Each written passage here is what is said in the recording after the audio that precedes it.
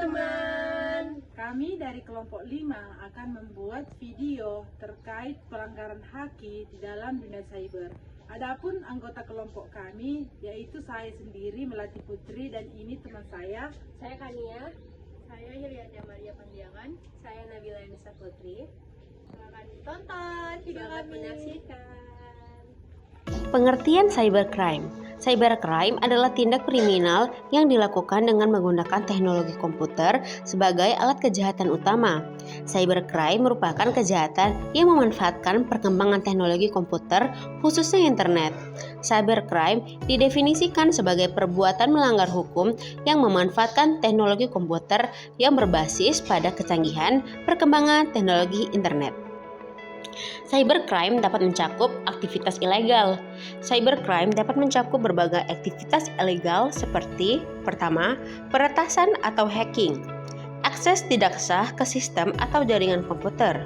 Kedua, pencurian identitas atau identity theft, penggunaan informasi pribadi seseorang tanpa izin untuk melakukan penipuan atau tindakan ilegal.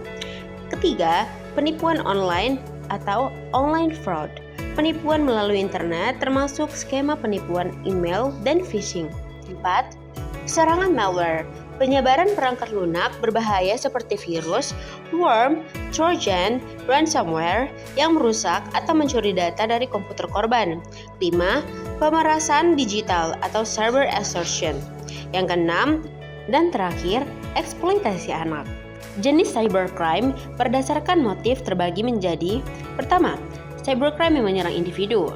Kejahatan dilakukan terhadap orang lain dengan motif dendam atau iseng yang bertujuan untuk merusak nama baik, mencoba ataupun mempermainkan seseorang untuk mendapatkan kepuasan pribadi.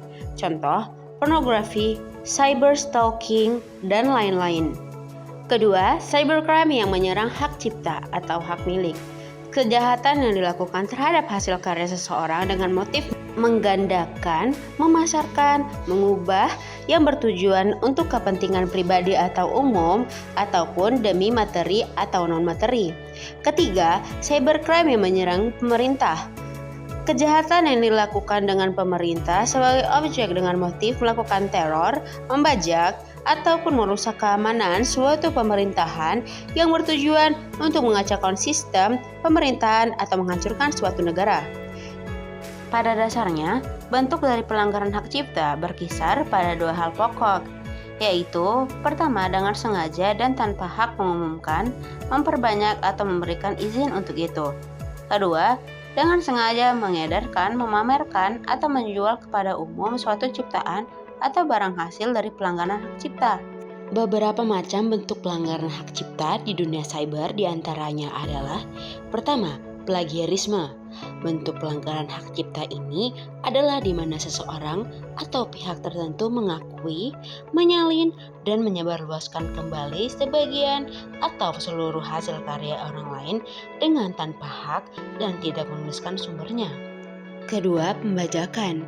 Pembajakan merupakan perbuatan piracy, di mana tindakan yang dilakukan adalah pencurian karya orang lain dengan menyimpan, menyebarkan, atau mengakui karya tersebut tanpa seizin pemiliknya. Misalnya seperti menyebarluaskan film, series TV, atau acara TV lainnya di situs streaming ilegal tanpa izin atau lisensi, menyediakan situs untuk mendownload software secara ilegal atau crack, atau memperbanyak software tanpa hak, menyediakan situs download musik secara ilegal. Ketiga, penyalahgunaan. Gambar perbuatan izin adalah menggunakan gambar hasil desain atau hasil foto dengan tanpa izin pemiliknya atau menghilangkan watermark gambar tersebut dan mengklaim gambar tersebut miliknya. 4. Penggunaan audio tanpa mencantumkan sumber biasanya dilakukan pada bentuk video yang menggunakan audio seperti lagu atau instrumental tanpa mencantumkan sumbernya atau credits. Tindakan pelanggaran ini dapat langsung ditindak dalam beberapa aplikasi seperti YouTube dan Instagram, di mana video secara otomatis akan terblokir selama masih mengandung indikasi pelanggaran hak cipta.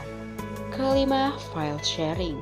perbuatan membagikan, mendistribusikan, atau menyediakan akses ke media digital seperti gambar, audio, video, e-book, program komputer, dan lain sebagainya melalui sistem upload dan download. Perbuatan ini biasanya dilakukan untuk pribadi maupun public peer-to-peer melalui situs-situs tertentu atau melalui grup chat dalam suatu aplikasi. Contoh kasus pelanggaran haki dalam dunia cyber. Kasus pertama, KK, Aku Bukan Boneka. YouTuber KK membuat publik heboh ketika merilis lagu KK Bukan Boneka di YouTube pada pertengahan tahun ini. Publik menganggap kalau lagu KK itu meniru Aku Bukan Boneka yang diciptakan Novi Umar dan dinyanyikan Rini Wulandari, sama seperti Via. KK juga tak menyadari kesalahannya tersebut. Ia meminta maaf ke publik dan menyatakan sempat ingin menghapus lagu itu, namun hingga saat ini ia tak menghapusnya. Kasus kedua, Awkarin plagiat desain seniman terkenal. Awkarin diduga plagiat desain untuk baju dan foto.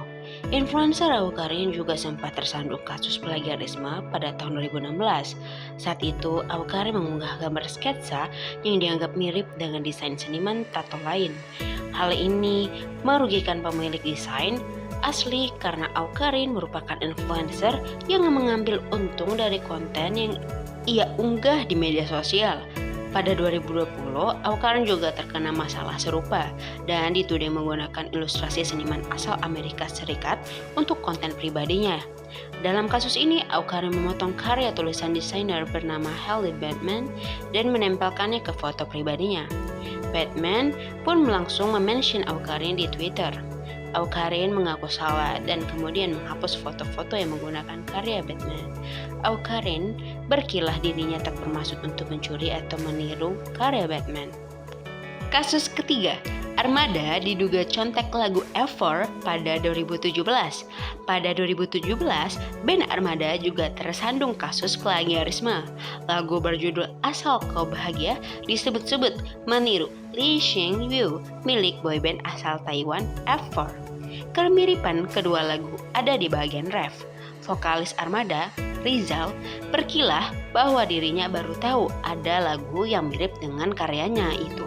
Ia tak memungkiri kedua lagu itu mirip, namun ia mengatakan lagunya tak bisa dibilang menjiplak karena kemiripan tidak lebih dari 8 bar.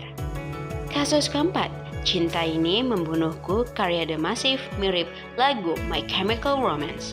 Single pertama band The Massive pada 2008 lalu sempat dituding mencontek I Don't Love You milik My Chemical Romance. Pan yang sangat identik ini berada di bagian intro. Vokalis The Massive Rian menganggap wajar jika ada lagu yang mirip. Hal ini bisa saja terjadi karena lagu tersebut terinspirasi dari lagu-lagu lain.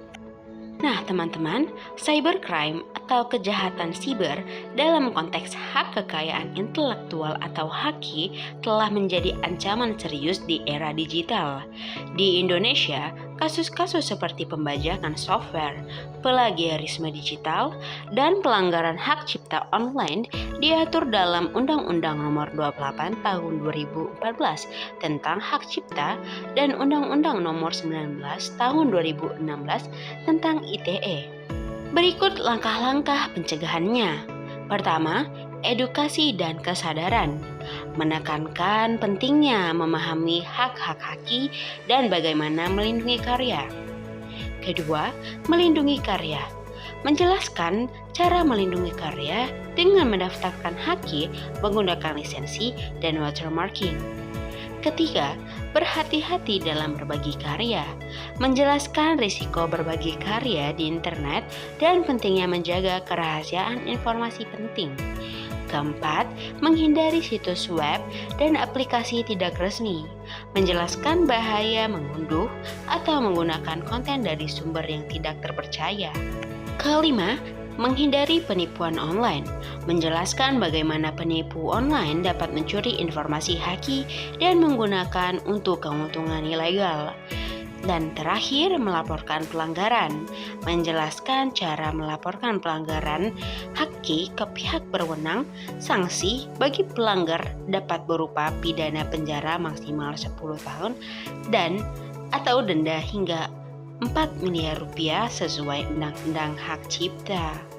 Demikian video pemaparan materi dari kami. Sekian dan terima kasih. Sampai jumpa. Dadah.